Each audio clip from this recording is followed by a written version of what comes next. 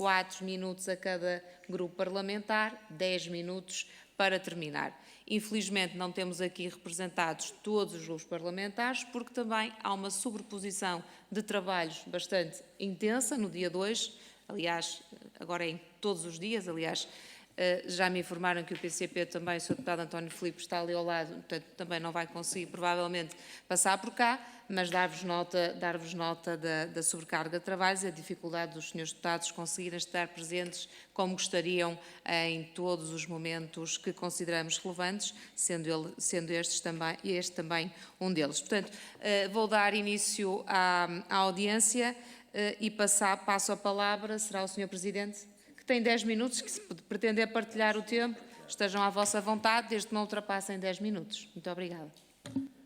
Ora, boa tarde. Eu começo por cumprimentar a Sra. Presidente e a Sra. Presidente, a todos os presentes. O Sindicato dos Técnicos da Direção-Geral de Organização e Serviços Prisionais foi criado em 2019 e a nossa principal preocupação tem sido a revisão das carreiras. Este foco tem sido determinante e é nesta luta que temos estado até hoje. Desde essa data passámos por 3 governos, com várias iniciativas, por exemplo, a petição pública em que todos os grupos parlamentares subscreveram. Também temos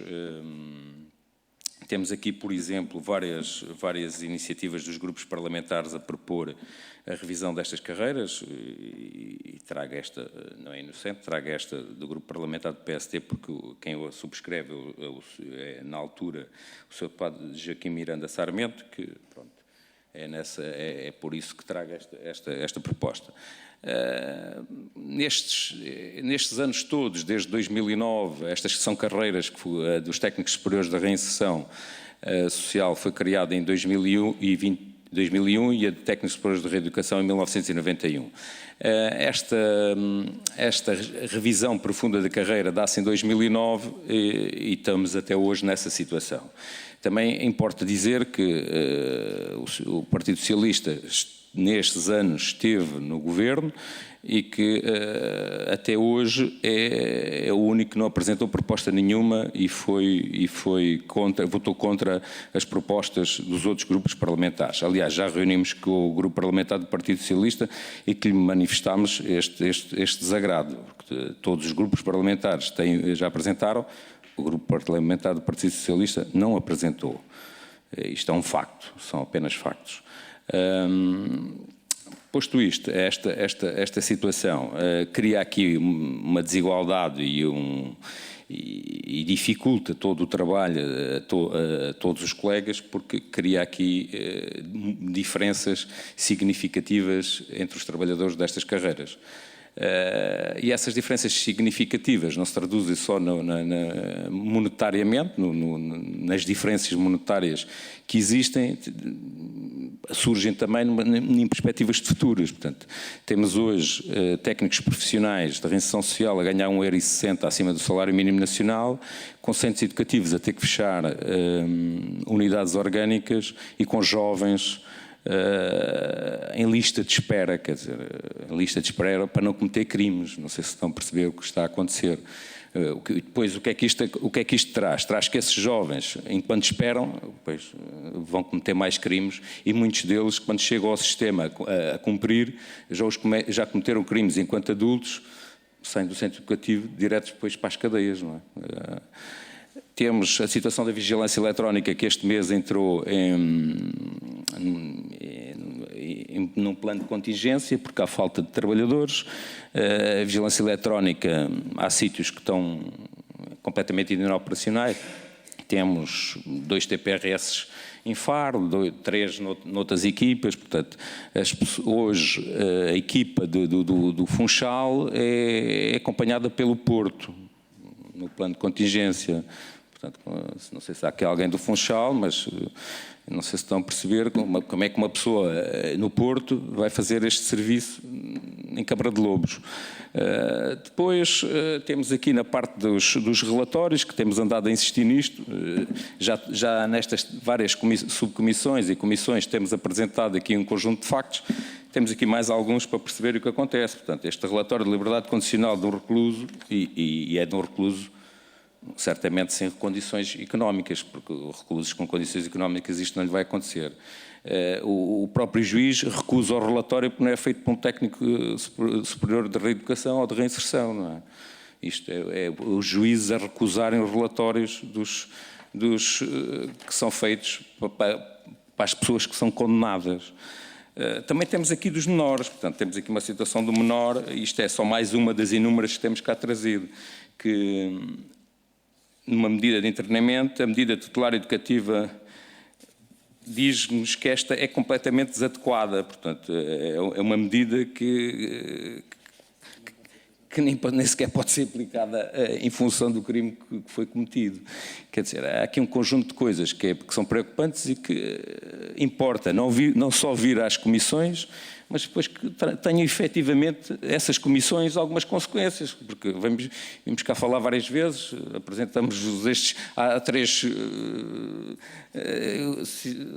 legislações que andamos aqui a falar sobre estas coisas, mas ainda não mudou nada. Continuamos a não ter carros, continuamos a não ter centros educativos para acolher os jovens, continuamos com técnicos de todas as áreas a fazer relatórios, quer dizer, vir aqui só é pouco. Pronto, e agora temos aqui um conjunto de propostas, 30 propostas que fizemos, em conjunto com outros colegas. E vou passar aqui a palavra ao Dr. Pedro para ele poder explicar melhor este ponto. Ora, também cumprimentar a Sra. Presidente. Pronto, como o Sr. Presidente do sindicato estava a falar, e aproveitando aqui a vontade unânime de reformar a Justiça, nós trazemos, até porque achamos que não basta só dizer o que está mal, também queremos ter uma perspectiva construtiva e trazemos uma proposta com 30 medidas para reformar o sistema de reinserção e serviços prisionais, que deixamos para a Comissão estudar, depois podemos explicá-las um bocadinho melhor se houver tempo ou noutra oportunidade. De qualquer das maneiras, tomando como contexto o aspecto positivo, também temos que salientar que o atual Governo mostrou muita disponibilidade e está a confirmar a disponibilidade para rever as carreiras. Dia 15 deste mês vamos reunir com a Sra. Ministra e com a Secretária de Estado da Administração Pública e da Justiça, que nos vão entregar uma proposta para revermos a carreira, que nos parece muito positivo e salientamos como cumprimento de uma palavra e um compromisso de honra que respeitamos. Esperamos, da nossa parte, o que nós manifestamos foi que, conforme estipulou o legislador em 2009, que estas carreiras não deveriam passar para o regime geral, precisamente tendo em conta o contexto, a complexidade das funções que não deveriam estar no regime geral. Estamos à espera que nos entreguem uma proposta exatamente adequada e com uma arquitetura adequada a esta designação.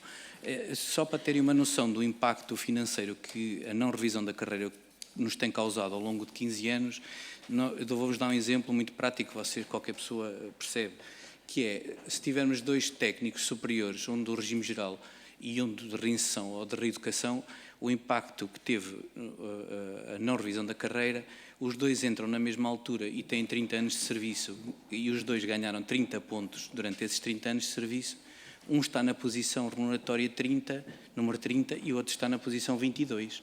A diferença são de 400 euros de ordenado base, é disto que estamos a falar. Portanto, se o legislador entendeu que estas carreiras tinham uma complexidade superior, maior, isso não é traduzido na estrutura remuneratória, até porque a responsabilidade de decidir ou de propor a privação ou não da liberdade de um jovem, de um vigiado, de um recluso ou de um cidadão, tem que ser acautelada, obviamente, com uma estrutura remuneratória que se adeque a este tipo de função.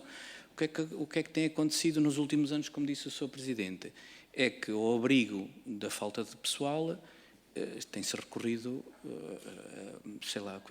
a técnicos do regime geral que nem sequer licenciaturas adequadas têm para o efeito. Já falámos nisso várias vezes.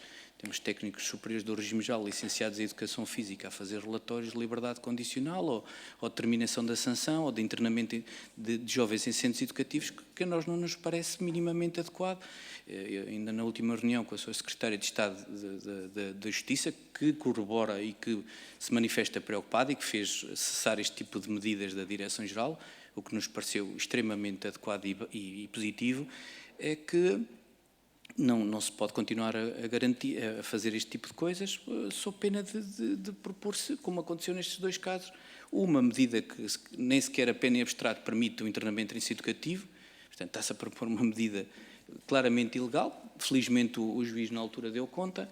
Ou relatórios de liberdade condicional, que são meros autos de notícia ou autos de declarações, que basicamente não é isso que se quer, não é? Como é lógico, tem que haver uma avaliação técnica do que está ali em causa, de quem está ali à nossa frente, e não uma mera autodeclarações. Pronto, penso que cheguei ao meu tempo e cumpri rigorosamente. Obrigado. Exatamente, rigorosamente. Muito obrigada pela vossa exposição inicial. Vou passar então a palavra aos grupos parlamentares, ao grupo parlamentar do PSD, ao Sr. Deputado Pedro Neves de Sousa. Muito obrigado, Sr. Presidente, Srs. Deputados. Cumprimentar de forma muito especial os representantes aqui dos sindicatos técnicos da Direção-Geral de Reinserção e Serviços Prisionais, para vos dizer o seguinte: isso já também decorreu da vossa intervenção. A preocupação do PSD em relação a esta situação não é nova, tem sido expressa através do sentido de voto, através de alguns, nomeadamente, projetos de resolução já de legislaturas anteriores, e é uma situação que nos preocupa. Preocupa-nos porque nós estamos a falar muitas vezes da reforma da Justiça e muitas vezes falamos de temas mais, digamos, mais mediáticos, coisas que dão mais no olho, que os jornalistas pegam mais, e depois não damos a devida atenção a quem está no terreno, com falta de meios. Eu diria que aqui a falta de meios vem acompanhado de uma desadequação dos meios que já existem. Há bocadinho falou-se de professores de Educação Física.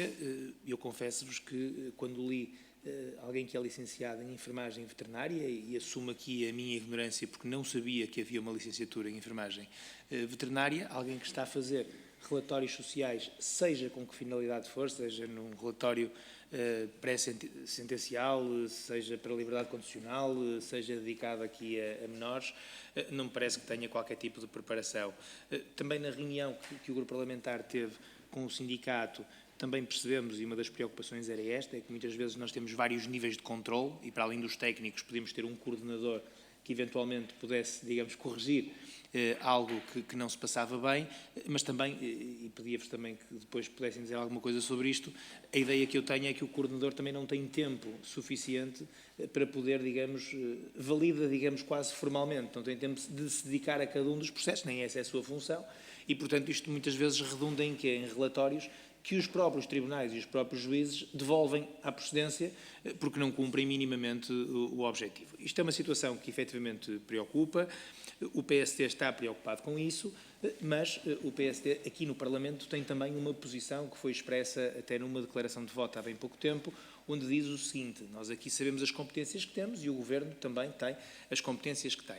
Sei também que o sindicato já reuniu com o Governo, foi aqui também dito, e penso que esse tipo de orientação decorre de negociações. Ora, nós hoje estamos aqui a ouvir-vos, não estamos a negociar convosco, porque não somos nós que temos que definir esse tipo de política. Isso cabe ao Governo, cabe ao Poder Executivo, e depois de haver uma decisão relativamente, falo aqui da natureza das carreiras, porque do que eu percebo aqui, muitas vezes nós recebemos aqui representantes de trabalhadores de diversos setores que já vêm com uma ideia pré-concebida relativamente àquilo que querem. Eu acho que o que este sindicato pretende, e saúdo-vos por isso, é uma solução. Isto é, digamos, é uma visão menos umbiguista da situação e mais coletiva no bom sentido da palavra. E por isso mesmo o compromisso que deixamos aqui por parte do PSD é que, quando o Governo tiver uma orientação clara acerca desta matéria, tudo que for necessário no Parlamento por parte do Grupo Parlamentar do PSD, nós vamos estar onde sempre estivemos, que é ao lado da solução. Nós, perante uma situação destas, não podemos ficar quietos e calados e, portanto, a nossa visão passa um bocadinho por aqui e era isto que vos queria transmitir. Muito obrigado. Muito obrigada, Sr. Deputado. Agora tem a palavra o Grupo Parlamentar do Partido Socialista, o Sr. Deputado Pedro Vaz. Muito Muito obrigado, Sr. Presidente. Senhoras e senhores deputados. Senhoras e senhores deputados. Antes de mais, cumprimentar o sindicato, os seus representantes, agradecer a vossa presença. Nós temos, e ainda hoje, durante a tarde, iremos ter um debate em plenário sobre uma das carreiras especiais da administração pública. E não é fácil para ninguém sentirmos que os custos de vida das pessoas aumentam, que a realidade transforma-se e depois as carreiras, designadamente carreiras especiais da administração pública, não são revistas ou deviam existir, não existem. Isso é um problema que se vai arrastando no nosso país ao longo dos anos, independentemente dos governos. Obviamente, sendo deputado do Partido Socialista, o Partido Socialista teve responsabilidades governativas nos últimos 8 anos e também não foi capaz, nestes últimos 8 anos, de resolver em detalhe e em pormenor algumas das reivindicações legítimas que têm.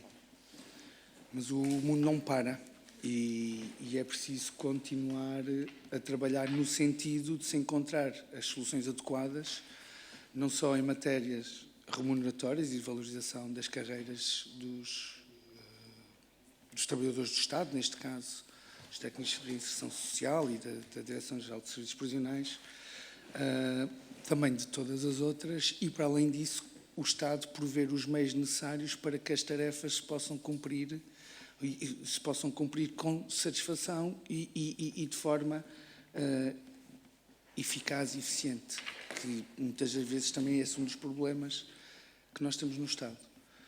Dito isto, obviamente que é importante o facto, e em primeira mão, a porta de resolução cabe em primeira mão ao Governo, e o facto de nos terem dado nota de que já tiveram a oportunidade de reunir com o Governo é relevante. É importante também irmos acompanhando, e esse também é um trabalho aqui do Parlamento, acompanhando, e isso também agradecemos o facto de nos irem dando nota e dão com frequência dos desenvolvimentos relativamente aos problemas que os afetam. Aliás, esta questão que demonstraram agora de haver técnicos que não têm a formação nem a adequação para desempenhar determinado tipo de funções e que, pelos vistos, está corrigido ou em vias de ser corrigido, sendo que a correção de deixar de ter essas pessoas a fazerem esses relatórios levanta outras questões, que é a falta de pessoas. Mas, em todo o caso, é importante irem-nos dando nota, e nós, no Parlamento, desde logo temos a capacidade e a iniciativa de fiscalizar a ação do Governo e, por outro lado, podermos, com as nossas iniciativas, de certa forma, fazer recomendações ao Governo e, em algumas situações, inclusive, com legislação. Se bem que, em matéria de carreiras da administração pública, ser o Parlamento a legislar aquilo que é quase do foro da gestão da administração pode levar a resultados às vezes perniciosos de se valorizar alguns que se calhar têm mais voz junto da opinião pública e outros que se calhar têm menos voz, e isso depois pode levar a iniquidades naquilo que é a administração, a administração do Estado. Dito isto, e foi aqui salientado, e contra factos, costuma-se dizer, não há argumentos, que o Partido Socialista nunca apresentou nenhuma iniciativa e votou contra as iniciativas que foram apresentadas. Era a orientação que havia do Partido Socialista, designadamente que cabia ao Governo resolver as questões relacionadas com as carreiras e cabia ao Governo, no âmbito da estratégia do próprio Governo, fazer as valorizações remuneratórias, e foram feitas evoluções, desde recuperação de direitos e reposições remuneratórias, depois valorizações das carreiras gerais, que beneficiou todos, de uma forma ou de outra beneficiou todos. O senhor deputado terá de terminar. Não temos semáforos, mas é quase igual. E para terminar, dizer que isto é um caminho e agradecer, e estaremos atentos relativamente aos desenvolvimentos. Muito obrigado. Obrigada, Sr. Deputado. Tem a palavra o Grupo Parlamentar do Chega, através do Sr. Deputado Rodrigo Taxa. Muito obrigado, Sr. Presidente. cumprimentá-los a todos. Bem, chegados aqui, de facto, os meus colegas já colocaram aqui algumas questões em cima da mesa que eu tinha pensado fazer, nomeadamente a primeira questão que vos queria ter colocado era se mantinham ao momento contacto com a tutela e, caso assim acontecesse, qual a resposta. Já nos disseram que têm uma reunião marcada e, portanto, também num espírito construtivo, da mesma forma que nos transmitem acreditar nas boas intenções do Governo. Não tenho também eu motivos para, neste momento, não os ter e, portanto, aguardo que essa reunião aconteça para depois podermos então discutir mais pormenorizadamente as propostas. Dizer-vos o seguinte, dizer-vos que, de facto, não só quando li a exposição da vossa solicitação de reunião, como em diplomas que tenho analisado, choca-me particularmente questões como aquelas que já aqui nos colocaram, de profissionais sem as devidas competências fazerem relatórios, pareceres, acompanhamentos, o que seja, sobre matérias tão sensíveis como aquelas que revestem a vossa atividade. Eu acho que é uma falha do Estado em toda a linha. Acho que é muito preocupante e é, se me permitem um parênteses, uma demonstração clara de algo que também afeta a nossa sociedade, um certo complexo, em que nem sempre as pessoas com alguma formação sabem tanto ou mais que algumas que podem não tê-la, e outro problema que isto acresce, que é, muitas vezes o que acontece no nosso país é que nós formamos pessoas para rankings, não para o que elas fazem falta, mas para rankings. Temos que ter X licenciados, temos que ter Y mestres, temos que ter X mais Y doutorados. Bem, os doutorados é diferente porque já é um grau académico superior, mas enfim, mas pelo menos no início da carreira académica o que nos interessa é ter qualquer título para justificar rankings de harmonização europeia, digamos assim. Portanto, tudo isto são problemas de fundo e depois conduzem-nos a problemas destes. A problemas em que, por um lado, não temos profissionais, os que temos não são competentes e não conseguimos assegurar as valências básicas do Estado em áreas tão sensíveis como aquelas que fazem parte das vossas valências e, portanto, manifesto-me genuinamente preocupado com esta realidade e faço votos e faremos votos para que mude. Outra questão que vos ia colocar, iria perguntar-vos 3, 4 propostas fundamentais no vosso atendimento para alterar esta realidade. Já vi que este caderninho que nos entregaram tem várias e, portanto, o meu comprometimento convosco é de que farei chegar ao meu grupo parlamentar, estudá-las-emos e apresentaremos em linha, certamente, com as que hoje aqui nos trouxeram. Tenho um minuto de terminar com uma particularidade política, se me permitem, não resisto, mas acho que é curiosa e deve ser assinalada. Eu tenho tido, não sou deputado há muito tempo, antes disso era assessor e assistia a muitos, mas desde que sou deputado já fui a alguns debates e hoje aconteceu uma coisa rara, que nunca vi em lado nenhum. Foi um deputado do Partido Socialista assumir que o Partido Socialista teve 8 anos no governo e não conseguiu resolver os problemas das pessoas.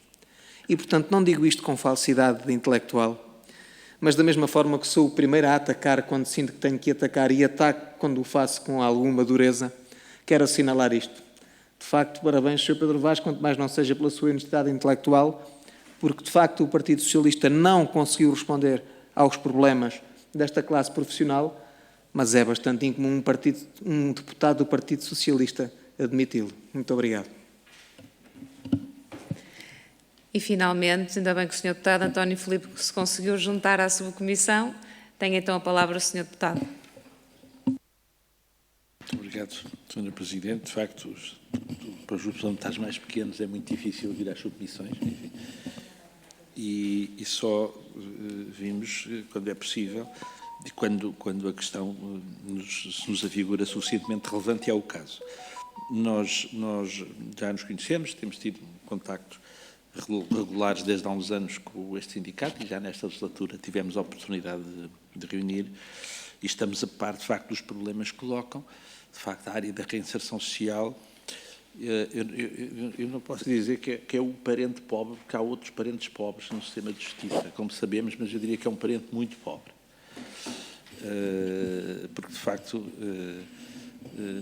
não tem havido a devida consideração que este sistema, ou que este subsistema do sistema de justiça merece, não só do ponto de vista do que diz respeito às respectivas pessoas que lá trabalham, e a consideração das respectivas carreiras, das respectivas funções, do respectivo sistema remuneratório, mas também as implicações que isso tem nos reclusos, nas pessoas que estão, enfim, que interagem com o sistema de reinserção social, e, de facto, a situação que nos relatam do estado a que isto chegou por via da falta de funcionários e da falta de atratividade das carreiras, das dificuldades que existem, que o pessoal que existe ter que desempenhar um conjunto de funções que suporia mais pessoas com formação de vida, preocupa-nos muito.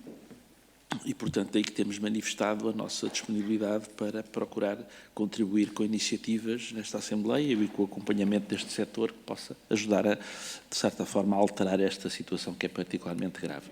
E foi para reiterar este testemunho que eu fiz dentre as várias afazeres que se acotovelam nesta Assembleia, fiz questão de vir aqui este bocadinho também para dar este testemunho e enfim, manifestar a nossa compreensão relativamente ao motivo que vos traz cá. Muito obrigado. Muito obrigada, Sr. Deputado. E agora, para terminar, a Sra. Deputada Inês Sousa Real acabou de chegar. Creio que veio também, não sei se quer fazer alguma intervenção. Já estamos mesmo na reta final e na parte de, efetivamente, o sindicato ter a oportunidade para fazer a intervenção final. Sra. Deputada. Não, eu peço imensa desculpa desde já por estava numa outra comissão, só consegui vir agora, mas irei ouvir depois, posteriormente, a intervenção e acompanhar. Não vou colocar nenhuma questão. Obrigada. Muito obrigada, Sra. Deputada. Tem então a palavra os senhores representantes para procederem às respostas e à exposição final com 10 minutos. Muito obrigada. Olha, portanto, basicamente a resposta que há aqui a ter é com o grupo parlamentar do PSD a questão da inspeção ou como é que este trabalho, estes relatórios são inspecionados. Portanto, há vários níveis. Há um primeiro nível que é na parte da coordenação e depois há um segundo nível. Contudo, é preciso perceber que isto é apenas um exemplo, uma equipa que tenha 14 técnicos e que produza 1 ou 2 por dia. Estamos a falar de 28 relatórios, se for 2 por dia, portanto, além do trabalho que o coordenador tem, ainda fazer este diariamente corrigir ou verificar 28 relatórios, ou 30, ou 26, ou 20 que seja, pois é mais, tendo em conta também que também tem férias e por aí fora, é humanamente impossível, não é? Portanto, além de que, também nesse caderninho temos um conjunto de propostas para as chefias, que é importante. É outro ponto que é importante rever. As nossas chefias não podem ser escolhidas ou selecionadas sem critério. Portanto, a seguir o Dr. Pedro passará a explicar esse ponto.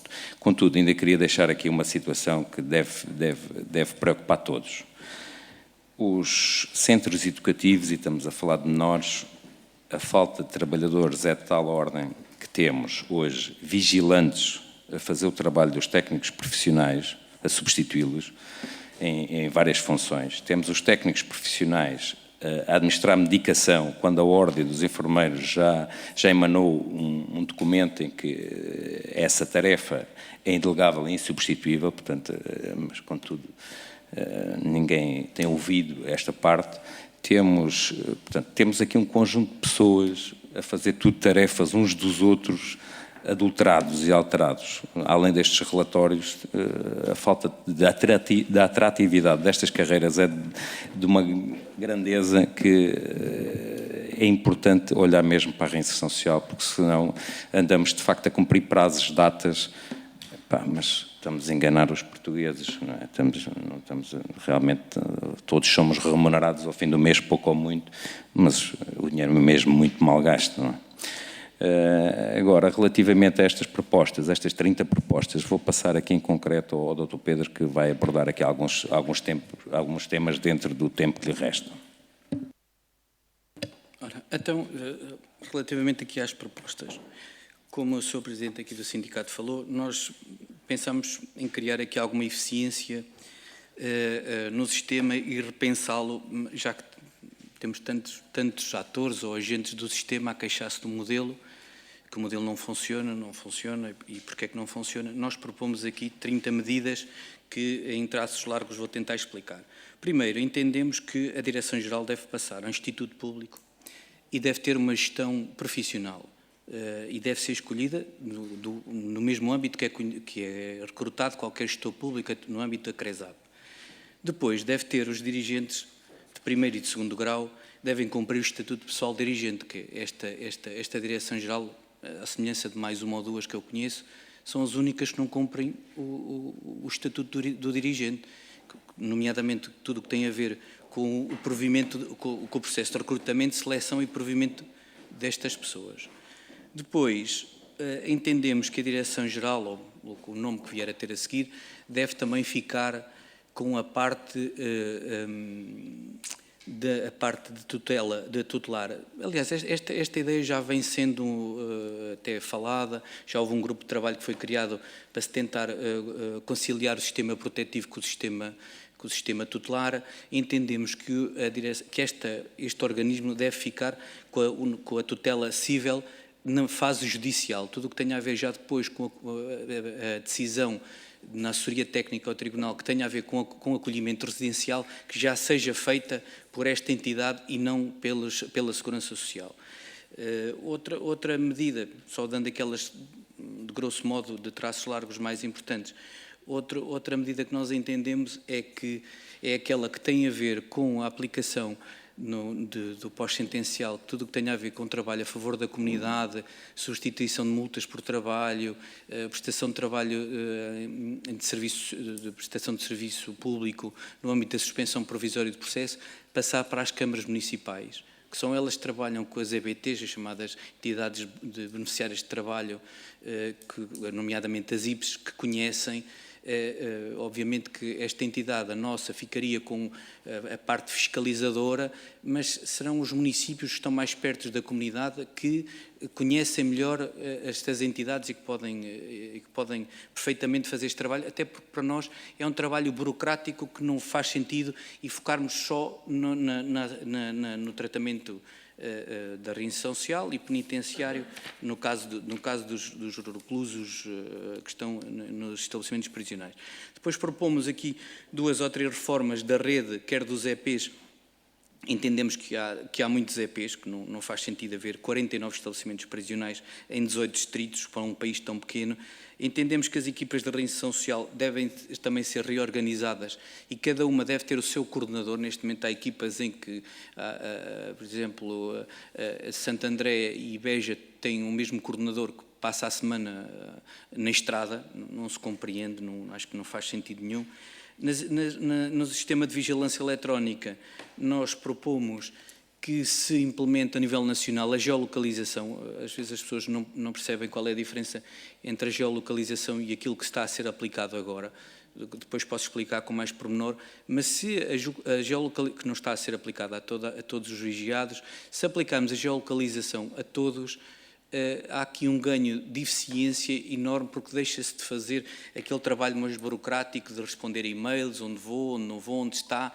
Com a geolocalização, os colegas que controlam o sistema sabem onde as pessoas estão online no momento e ganha-se eficiência, ganha-se recursos humanos, que é fundamental.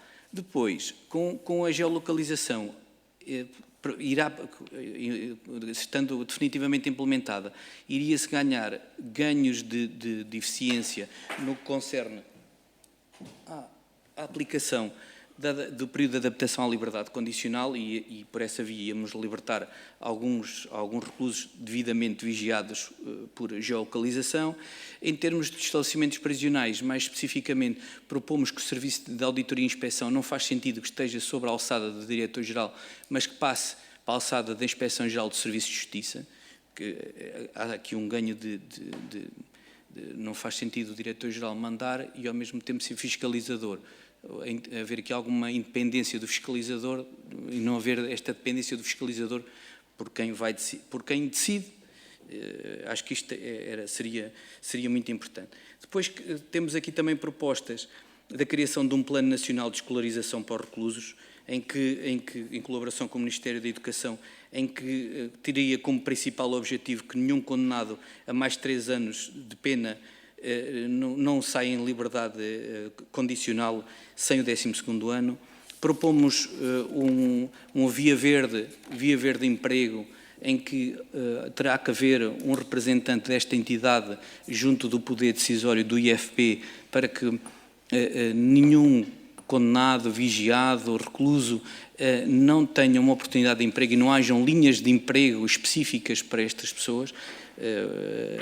E depois, na área social, também precisamos ter alguém que, e aqui propomos um via emprego ou via verde de apoios sociais, que também não existem e que é fundamental termos em linha de conta este grupo de pessoas que têm necessidades muito específicas, e é importante ter alguém no momento de decisão, num órgão decisório destes ministérios e destas entidades que trabalham com estas áreas, em que lhes chama a atenção para a sensibilidade destas pessoas. Eu acho que isto, grosso modo, era este aspecto. Ainda temos aqui também a questão da telemedicina, que eu acho que é fundamental.